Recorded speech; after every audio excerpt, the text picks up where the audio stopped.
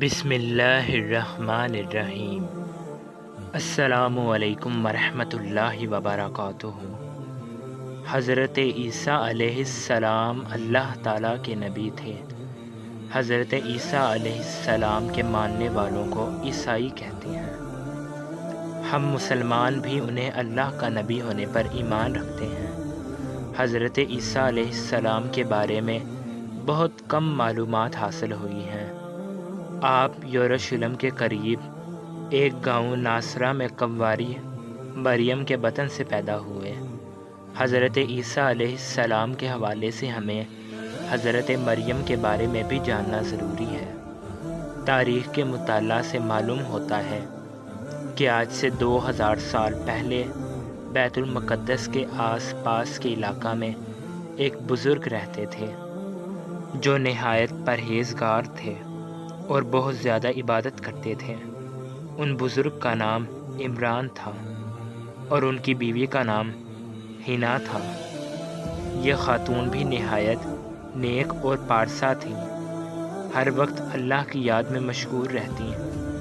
حنا جب حاملہ ہوئیں تو منت مانی کہ میرے جو بچہ پیدا ہوگا اگر وہ لڑکا ہوا تو عبادت خانے کی خدمت کے لیے مامور کر دوں گی۔ لڑکا دنیا کا کوئی کام نہیں کرے گا، صرف اللہ کی عبادت کرے گا۔ اس زمانے میں یہ روایت تھی، عبادت خانے کی خدمت اور دیکھ بھال کے لیے صرف لڑکوں کو ہی رکھا جاتا تھا۔ سورہ آل عمران میں اس کا اس طرح ذکر کیا گیا۔ اللہ اس وقت سن رہا تھا جب عمران کی عورت کہہ رہی تھی کہ میرے پروردگار، میں اس بچہ کو جو میرے پیٹ میں ہے تیری نظر کرتی ہوں، وہ تیرے کام کے لیے وقف ہوگا۔ میری اس پیشکش کو قبول فرما، تو سننے والا اور جاننے والا ہے۔ بچہ پیدا ہوا لیکن لڑکا نہیں، بلکہ وہ لڑکی تھی۔ ماں کی خواہش پوری نہیں ہوئی، منت تو مان چکی تھی، لڑکا ہوتا تو عبادت خانے کی خدمت کے لیے پیش کر دیتی۔ حنا بے چین ہو گئی۔ قرآن کریم میں اس کا اس طرح ذکر کیا گیا۔ پھر جب وہ بچی اس کے ہاں پیدا ہوئی تو اس نے کہا میرے ہاں تو لڑکی پیدا ہوئی ہے، حالانکہ اللہ کو اس کی خبر تھی۔ بچی کا نام مریم رکھا گیا۔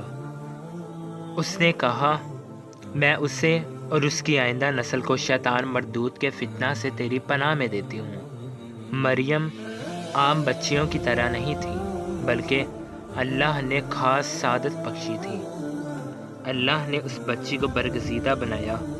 چہرے پر ایک خاص کشش تھی، ایک چمکتا ہوا نور تھا۔ جب مریم بڑی ہوئی تو سمجھدار بھی ہوئی۔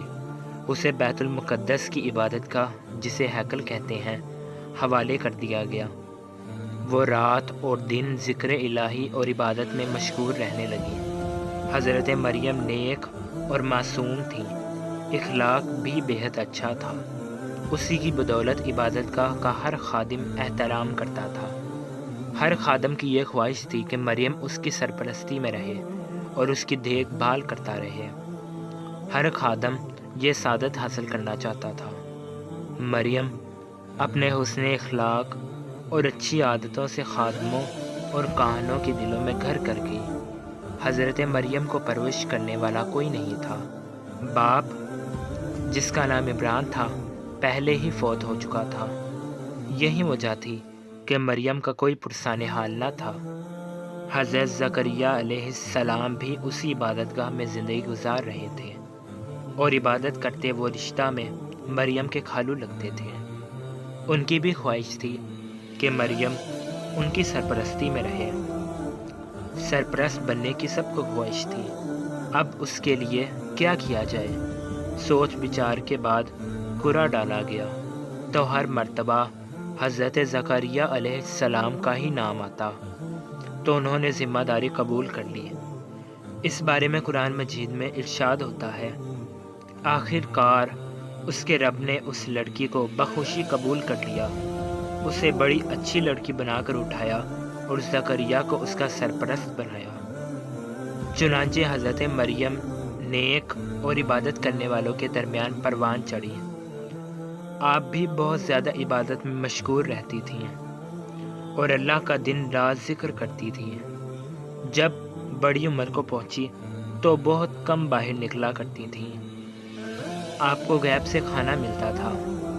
حضرت زکریہ علیہ السلام اکثر آپ کی خیریت دریافت کرنے جاتے۔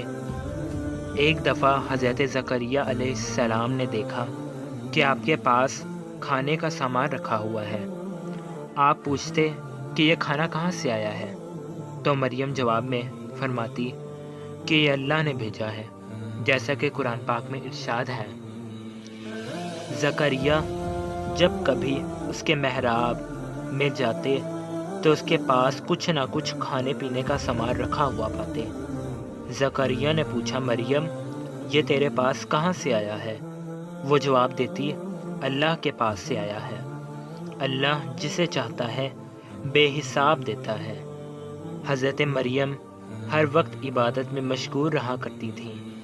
ضرورت کے وقت حجرے سے باہر نکلتی۔ ایک مرتبہ معمول کے مطابق باہر نکلی اور مشرق کی طرف ایک علیحدہ گوشہ میں جا کر بیٹھ گئی۔ اللہ نے پردہ ڈال دیا، پھر اس کی طرف اپنی روح کو بھیجا۔ وہ انسان بن کر اس کے سامنے آیا۔ حضرت مریم علیہ السلام ایک دن تنہا تھی اور دیکھا کہ قریب ایک انسان آ رہا ہے۔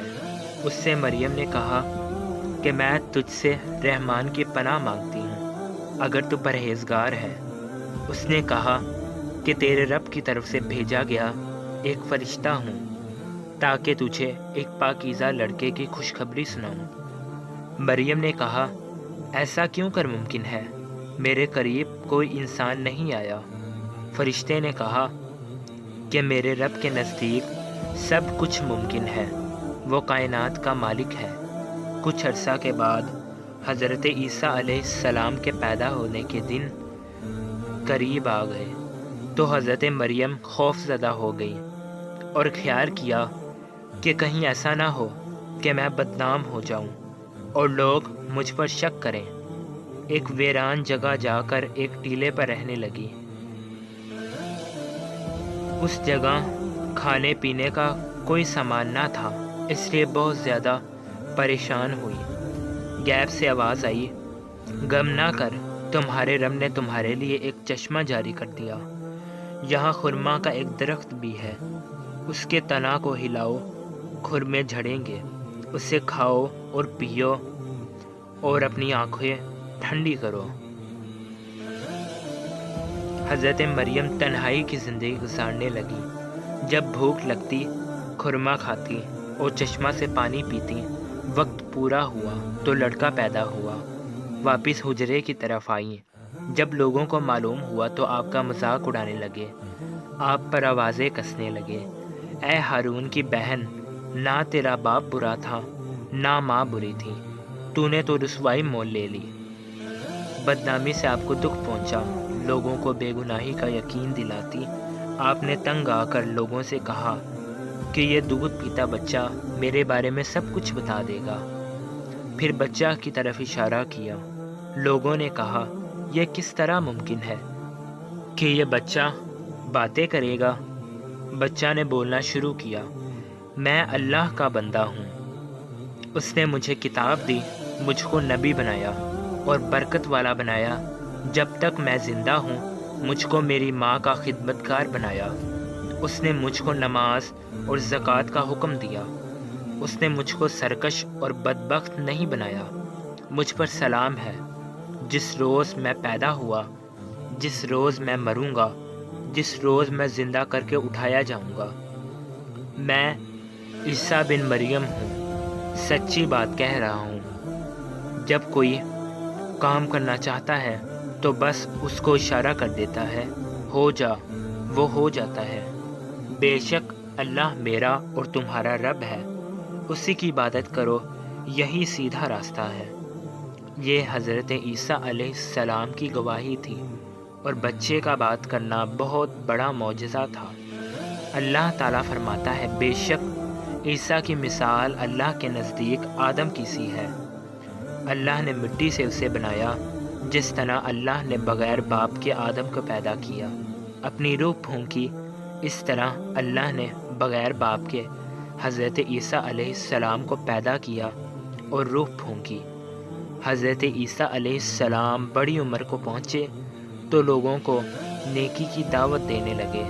آپ طاغونی قوتوں کے خلاف تھے، پیار و محبت کا درس دیتے، بھوکوں کو کھانا کھلانے کی ترغیب دیتے، مصیبت زدہ لوگوں کے کام آتے، کمزوروں کا ساتھ دیتے، بے شماروں کو شفا بخشتے، اندھوں کو بینائی عطا کرتے، وہ دیکھنے کے قابل ہو جاتا، کوڑ کا مرض اچھا کرتے، بیماروں کے قریب رہتے۔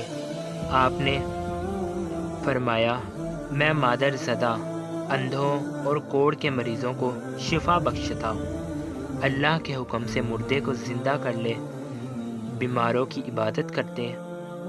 آپ اپنے حواریوں میں سے کہتے کہ اپنے پڑوسی کا خیال رکھو، اگر وہ بیمار ہو تو تیمارداری کرو، اگر کوئی بھوکا ہو تو کھانا کھلاؤ، پیاسا ہو تو پانی پلاؤ، کسی کو اذیت نہ پہنچاؤ، گناہوں سے بچو، اللہ سے معافی طلب کرو۔ ایک مرتبہ آپ علیہ السلام کے پاس ایک شخص آیا اور کہا، مجھے کوئی ایسا طریقہ بتاؤ جس پر چل کر میں خدا تک پہنچ جاؤں۔ آپ نے جواب دیا، کسی فاقہ زدہ انسان کے گھر جاؤ، اس کے لیے کھانے کا بندوبست کرو، کسی مریض کے پاس جاؤ، اگر اس کے پاس کوئی نہ ہو اس کی تیمارداری کرو، اگر ہو سکے تو اس کا علاج بھی کرو۔ اگر تم ان باتوں پر عمل کرنے لگ جاؤ، پھر تم خدا سے دور نہیں، تم اسے اپنے پاس موجود پاؤ گے۔ تم جو کچھ طلب کرنا چاہو خاموشی سے طلب کرو، وہ تمہیں ضرور دے گا، یہی اس کی مرضی ہے۔ جب تک تم اس کی مرضی پوری نہ کرو تم خدا تک نہیں پہنچ سکتے۔ ایک مرتبہ ایک نوجوان آپ علیہ السلام کے پاس آیا اور پوچھنے لگا، میں کون سا نیک کام کروں کہ ہمیشہ کی زندگی پاؤں؟ آپ علیہ السلام نے اسے جواب دیا، تو نیکی کے بارے میں مجھ سے کیوں پوچھتا ہے؟ نیک تو صرف ایک ہی ہے، تو ان احکام کو مان۔ نوجوان نے پوچھا، کون سے احکام؟ آپ نے جواب دیا، خون نہ کر، برائی نہ کر، چوری نہ کر، جھوٹی گواہی نہ دے، ماں باپ کی عزت کر اور اپنے پڑوسی سے اپنے برابر محبت کر۔